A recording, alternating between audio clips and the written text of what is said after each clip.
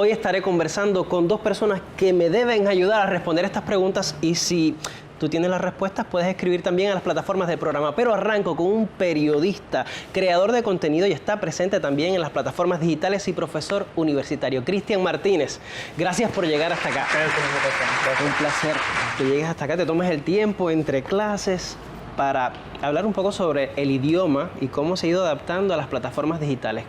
¿Cuál crees que sea el mayor reto al que se enfrenta ahora mismo el idioma español al coexistir dentro de las redes sociales? Bueno, creo que el principal reto es adaptarse a ese nuevo lenguaje que en los últimos años ha traído nuevas palabras incluso, que ha enriquecido el español y siempre va a ser beneficioso para preservar la lengua española. Desde luego, es un nuevo lenguaje que necesita adaptarse, que necesita aclimatarse a esos espacios, independencia del registro. Por lo general es un registro coloquial, muy dinámico en las redes sociales y por tanto, en cada registro, el usuario, o sea, el hablante como tal, va a adaptarse a cada uno de ellos y va a aportar desde una palabra, desde una etiqueta, los llamados hashtags de las redes, y siempre va a ser beneficioso para la preservación del español.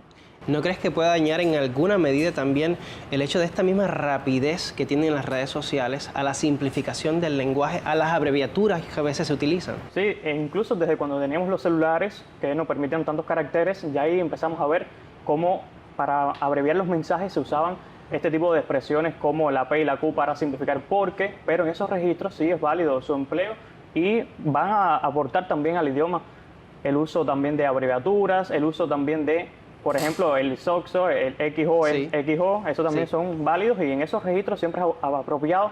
Lo ideal es no trasladarlo entonces a registros académicos, a registros más formales que, por supuesto, no son de ese ámbito. Cada cual en su espacio, en su universo. Hay veces que las normas coloquiales no se deben aplicar al habla cuando estás haciéndolo de manera profesional. Pero, ¿qué opinas de aquella expresión de algunos especialistas que dicen que existe como un universo paralelo, donde las redes sociales tienen su propia manera de comunicarse? ¿Realmente es ese tal universo paralelo?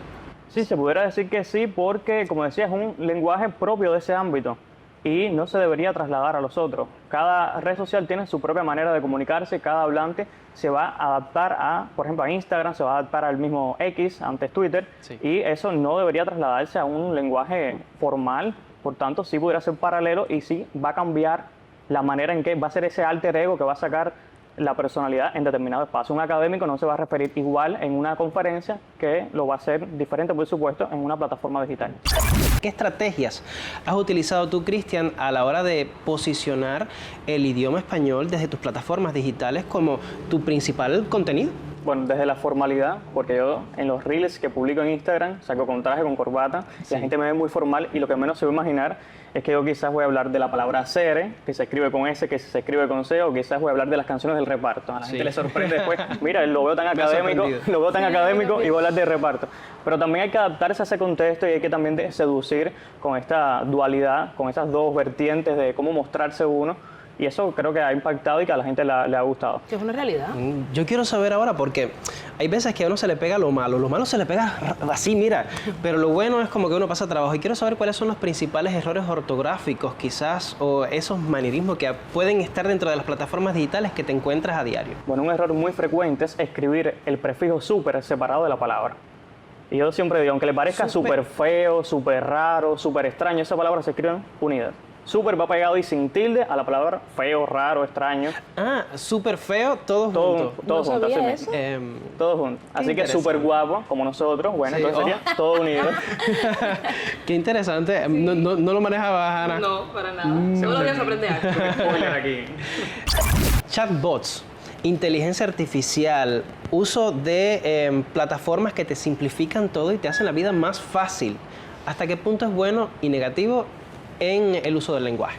Bueno, también hay que aprovechar esas ventajas. Nunca hemos estado en contra del avance de la tecnología y esas son herramientas útiles también que los pueden ayudar a instruirse, también les puede ayudar a elaborar esa hoja de ruta que es tan necesaria en las plataformas digitales para pedir consejos, pero siempre hay que después fundamentar y que encontrar la fuente primaria que dan esos consejos que son obviamente creados a partir de inteligencia artificial.